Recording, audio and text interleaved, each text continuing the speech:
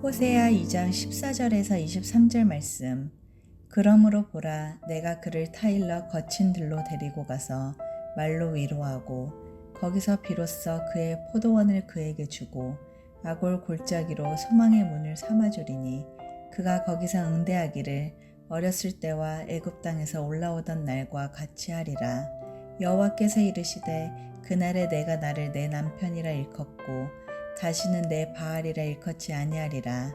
내가 바알들의 이름을 그의 입에서 제거하여 다시는 그의 이름을 기억하여 부르는 일이 없게 하리라.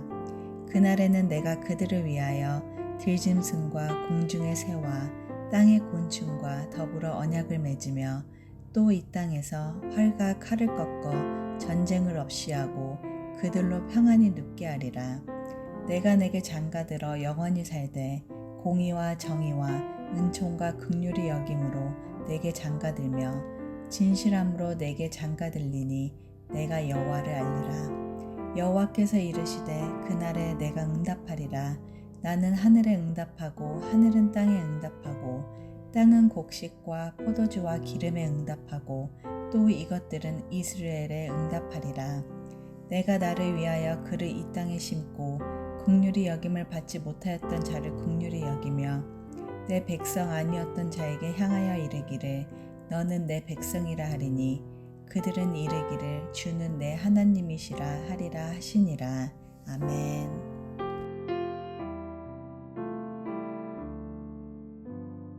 함께 기도하겠습니다.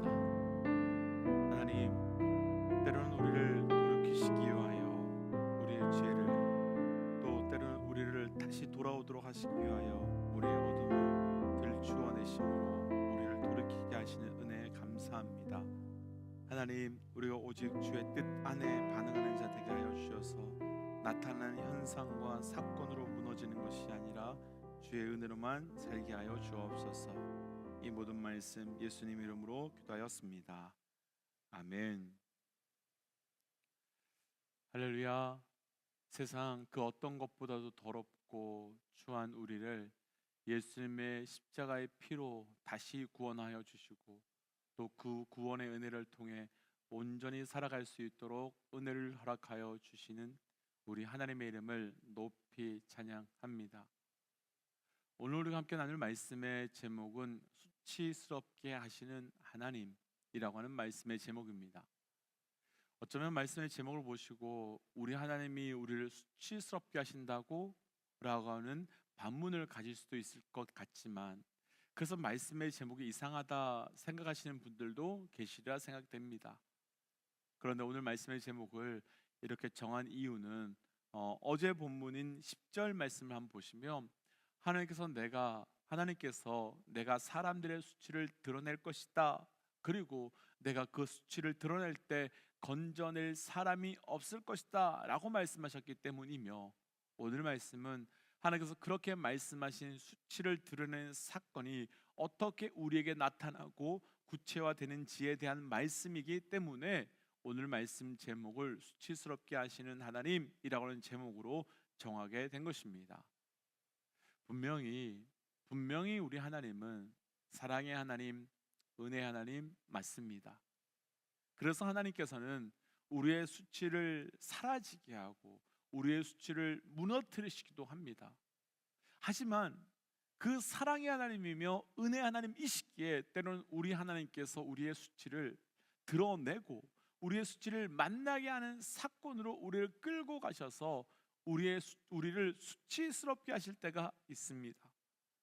오늘 하나님께서 왜 우리를 수치스럽게 하시는가, 또 그 수치스럽게 하시는 하나님의 역사는 어떤 것인가를 함께 묵상하고, 우리를 수치스럽게 하시는 그때가 우리를 죽이고 넘어뜨리시는 때가 아니라 오히려 우리를 살리고 일으키시기 위함인 것을 온전히 깨닫고, 그래서 우리가 그 자리 가운데 무너지는 것이 아니라 오히려 일어나 주께 나아갈 수 있는 영적 깊은 은혜가 있으시기를 주의 이름으로 축복합니다. 수치스럽게 하시는 하나님, 먼저는요 어제 본문인데요, 우리 10절부터 12절까지 함께 좀 읽어보지요. 이제 내가 그 수치를 그 사랑하는 자의 눈 앞에 드러내리니 그를 내 눈에서 건져낼 사람이 없으리라. 내가 그의 모든 희락과 절기와 월삭과 안식일과 모든 명절을 폐하겠고 그가 전에 이르기를 이것은 나를 사랑하는 자들이 내게 준값이라 하던 그 포도나무와 무화과나무를 거칠게 하여 수풀이 되게 하며 들짐승에게 먹게 하리라. 아멘.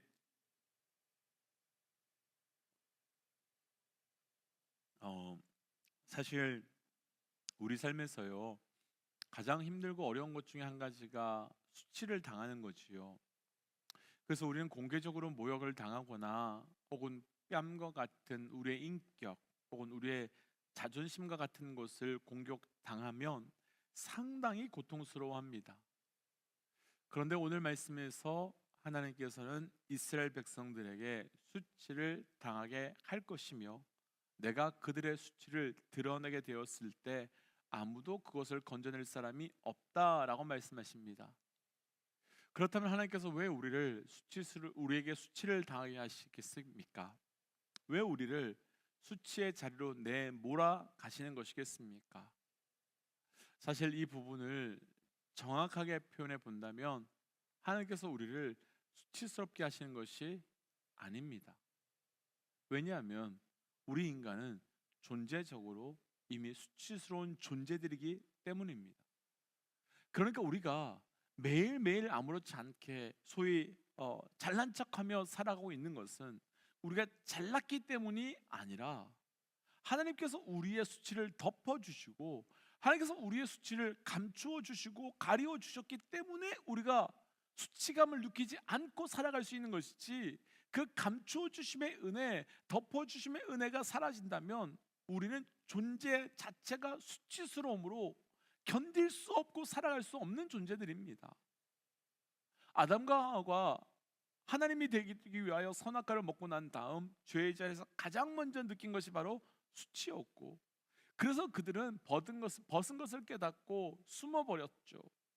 그런데 그때 하나님께서 그들에게 주신 은혜는 그 자신의 본질적인 수치를 가리려고 겨우 나뭇잎으로 자신의 수치를 가리고 있는 그들에게 가죽으로 옷을 입히시며 수치를 덮어주시고 수치를 가리워 주셨습니다. 그렇다면 왜 하나님께서는 우리의 수치를 드러내시고 왜 우리를 다시 수치의 자리로 끌고 가시는 것이겠습니까? 아니, 더 정확하게는 왜 우리의 본질 그 자체를 직면하고 대면하게 하시는 것이겠습니까?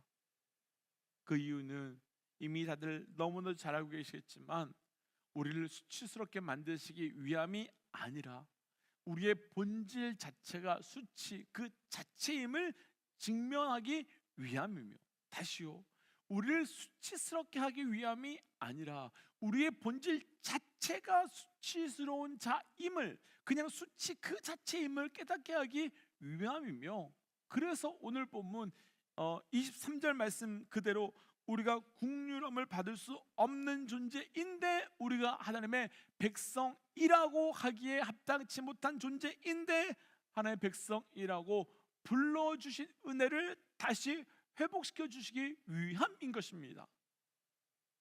우리 사람은요 사실 생각보다 참 악한 존재입니다. 그래서 우리는 은혜를 받고 배려를 계속 받으면 그것을 권리로 알고 그 권리를 당연한 것으로 여기며 사는 존재들입니다. 실제로 저에게도 조심스러운 일이지만 이런 일이 있었습니다. 오래전에 제가 부목사님들께 새벽 예배는 각자의 신앙이니 각자가 알아서 믿음을 가지고 기도의 자리에 나와 동참하라 라고 의무로 참여하던 새벽 예배를 바꾸어 준 적이 있었습니다. 그러니까 이제 개인의 신앙, 개인의 믿음으로 나아가라 이거였던 것이지요. 그런데 그렇게 한 3개월 정도가 지나고 나니까 새벽 예배를 자신이 설교하는 날 외에는 전혀 나오지 않는 일들이 벌어지기 시작했습니다. 그래서 제가 목회팀 회의하는 날 성도들은 매일매일 나와서 기도하는데 목회자들도 나와서 적어도 일주일에 반 이상은 기도해야 되지 않느냐라고 말했더니 한 교육자가 그건 우리의 개인의 선택인데 이렇게 말씀하시는 건 우리를 압박하는 거 아닙니까? 라고 말씀을 하셔서 제가 내일부터는 새벽 예배 무조건 참석하십시오 라고 바꾸었던 적이 있었습니다. 하나님께서 덮어주시고 하나님께서 가려주신 은혜가 있는데 그것을 거두신 것은 하나님께서 내게 주신 은혜를 망각하고 그 은혜를 내 권리로 내 당연한 것으로 여김으로, 그래서 결국은 우리 스스로를 하나님으로 착각하며 살아가는 그 죄의 자리에서 돌이키려고 우리를 수치의 자리로 끌고 가시고 우리 존재 자체가 수치임을 직면하게 만들어 주신 겁니다.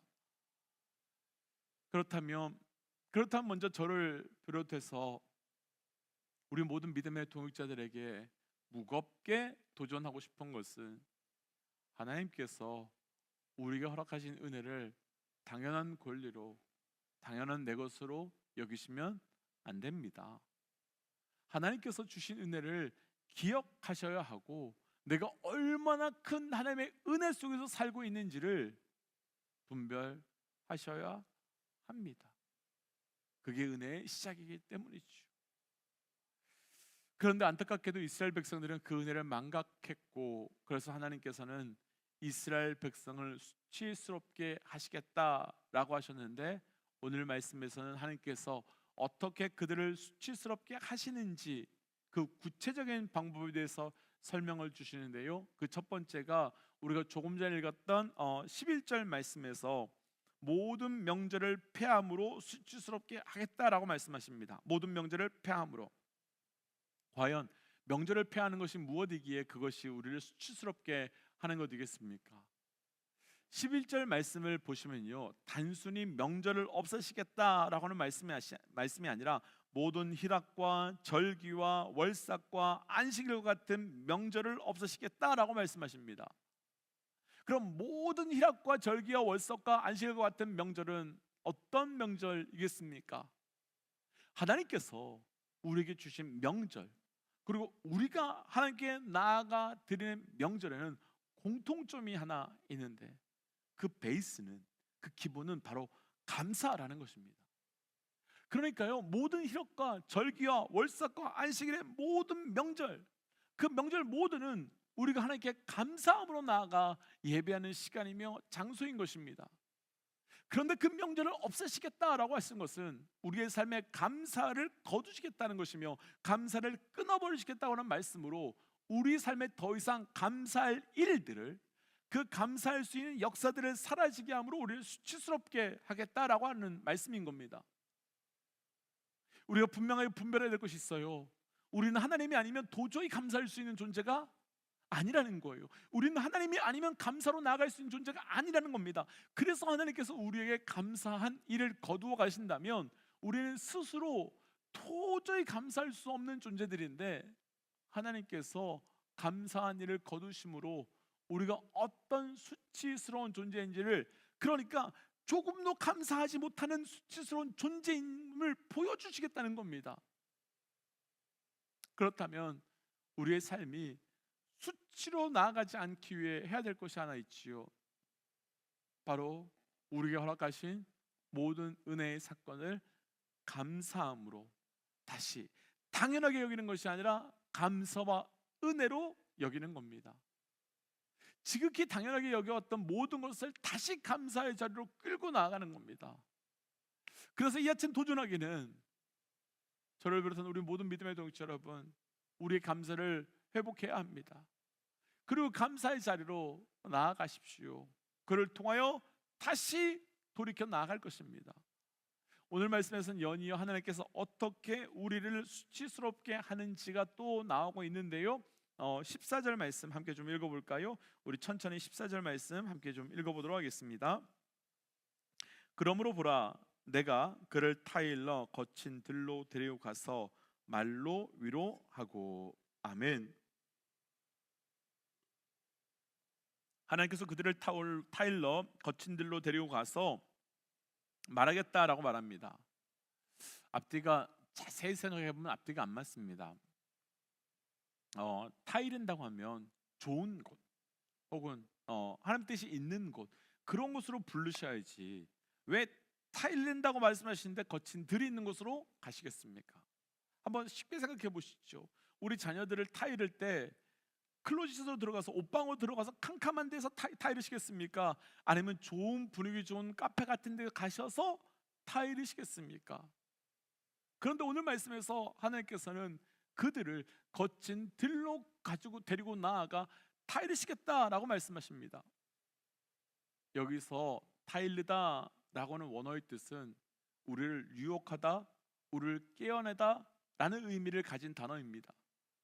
그러니까 하나님께서 하나님의 백성을 의도적으로 유혹하시고 깨어내셔서 거친 들 광야로 그리고 고통의 자리로 끌고 가신다라는 의미가 되는 겁니다. 그렇다면 왜 하나님께서는 거친 들 그리고 광야로 끌고 가시는 것이겠습니까? 그 이유는 아주 분명합니다. 그 자리로 가면 그 사람이 그 자리로 가면 우리 자신이 어떤 사람인지가 너무나도 명확하게 드러나기 때문이며 그 사람의 믿음, 그 사람의 신앙이 무엇인지 직면하게 되기 때문입니다.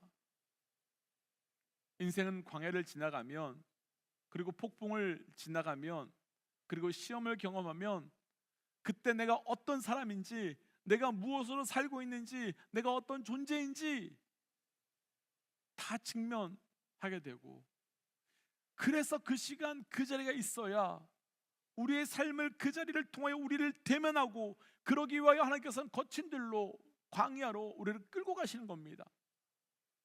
그렇다면 혹 우리 가운데 지금 광야의 시간을 지나고 고통의 시간을 지나고 계신 분들이 계시다면 우리가 지금 해야 될 것은 빨리 그것이 지나가게 해달라고 기도하는 것도 당연히 해야 되겠지만 동시에 우리를 그리고 나를 그 광야의 시간, 광야의 장소로 보내시는 그 뜻이 무엇인지를 온전히 알고 그래서 그 뜻 앞에 온전히 반응하게 해달라는 그 은혜를 구하셔야만 하는 것입니다.